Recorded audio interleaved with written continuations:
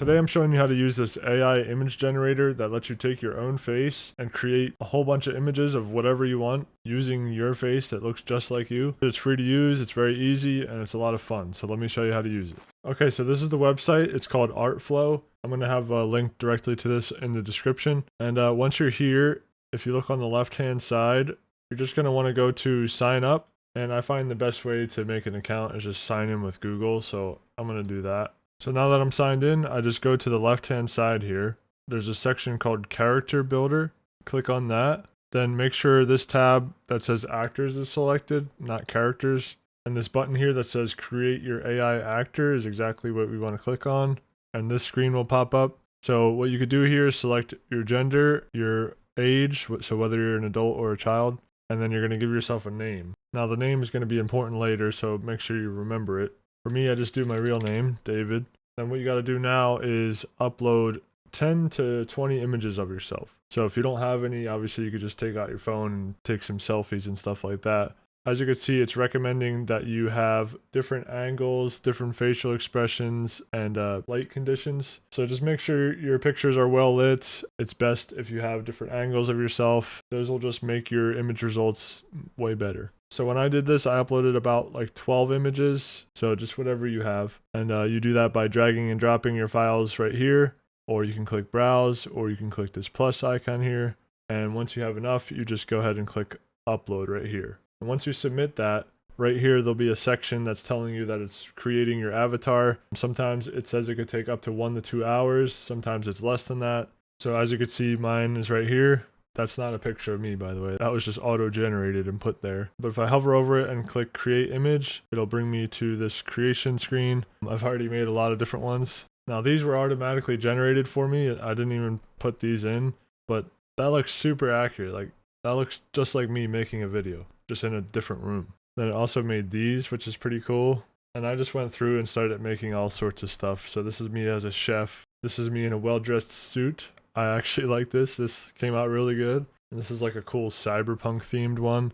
And as you can see, they come out really cinematic. They come out really cool. So let me just show you how to make a new one. So if you look in the top left here, there's the section that says generate. When I click on that, I'll go through the options here. This little switch that says Artflow V2, you could just leave that on.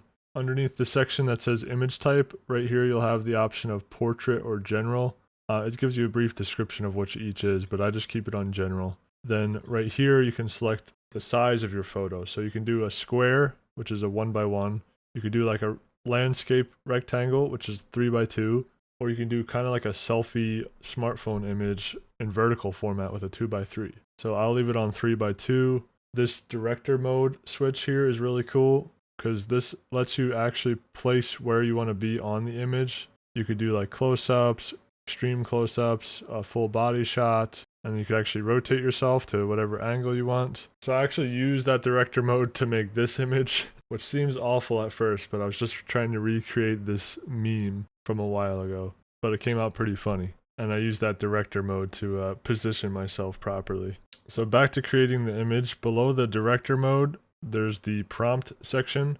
Now this is important because what you're going to want to do is type the @ symbol and then the name of the avatar you created. So for me, it was just David, which is myself. And then from there, you could type whatever you want. So I could do David wearing a suit of armor, literally whatever you want. Then once I've got that typed, I can go down here and select the style that I want. I've been using cinematic. It's been coming out pretty cool. But if you go to add style, there's all sorts of stuff like digital art, there's watercolor, cartoon characters, all sorts of things. So you go ahead and pick what style you want. Once you're ready to go, you click the generate button down here in the bottom left. You'll see the number 1 next to it. That means it costs 1 credit to create. And when you start your account, you get 100 for free. And apparently that refills every month, but that's just what you get for having the free plan. So you can see how many credits you have in the bottom left here. I have 49 left, but that's because I've been using it a lot. So now I'm just going to click on generate. Now from what I found, the images take like a minute or 2 to create, sometimes less. If you want to do it faster, you can do the speed up button down here if you have the premium plan. So I'm just going to cut ahead and show you the results. Okay, so here's the results. As you can see, it gives me 4 images per 1 credit that I use, and I'd say these are pretty good. You can actually go ahead and add way more detail to your prompt than that. Mine was just very simple for demonstration purposes. But once you're done and you want to save the image, if you click on more, you can download it with no watermark if you have the premium plan. But if you have the free plan and you don't want to upgrade, you can go ahead and click on an image that you like. It'll enlarge it a little bit, and then you can right click it and then hit save image as, and then it'll download. So right here in my downloads folder, here's the picture. So everything I showed you was the free plan, but they do have some other plans here that give you way more credits, and also an important thing, which is commercial use rights, meaning you can make images as much as you want and then use them for your business, websites, things like that to make yourself money. So there's people out there now that make full-blown Instagram influencers that's all just AI generated. So that's actually a kind of cool way you could use this. So that's it. If you wanted to try it out, the website's linked in the description. I thank you guys for watching. I hope this video helped you. Subscribe if you like, and I'll see you in the next video.